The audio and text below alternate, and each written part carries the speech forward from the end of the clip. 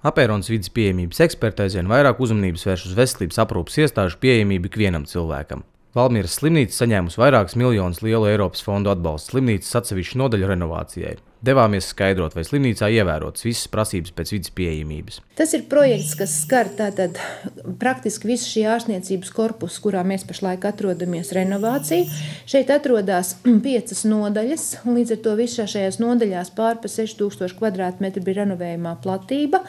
Un šeit ir izvietotas tieši ne diagnostikas, ne neatliekamās palīdzības, ne ķirurģisko manipulāciju telpas, bet šīs ir nodaļas. Tātad vietas, kur uzturās pacients ārpus ārstnieciskām manipulācijām. Slimnīcas vadība apzinās, ka liela daļa pacientu ir tādi, kam nepieciešama pieejama vide, tādēļ pilnīgi visas renovētās palātas ir pieejamas cilvēkiem ar kustību traucējumiem. Arī mēs pārliecinājāmies, ka telpas nav tikai vizuāli pievilcīgas, bet tās ir arī praktiski veiksmīgi izveidotas. Ja jūs atradīsiet, sakot, kādas, ja tā drīkst teikt, žargonā rusicismu šaurās vietas, tad mēs katrā ziņā noteikti pie tām strādāsim.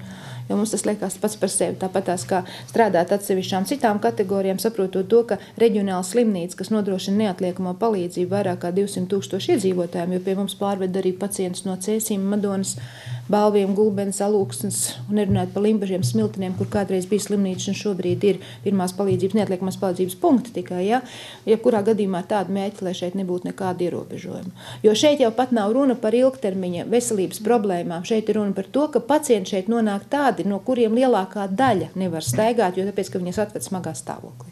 Tā ir zināšanas un tā ir pieredze. Tā ir tā, kas ir iegūta skatoties pasaulē, kā šīs lietas ir sakārtotas, un skatoties ikdienā tās nepieciešamības, kas ir vajadzīgas slimnīcā cilvēkam, kuram ir jāatgūst veselība. Tātad Valmieras slimnīca ir piemērs, kur Eiropas Savienības līdzekļi ieguldīti ievērojot visus nosacījumus. Mūsu rīcībā ir informācija arī par ne tik pozitīviem piemēriem. Par tiem pastāstīsim kādā no nākošajiem Apēronas ziņu sižetiem.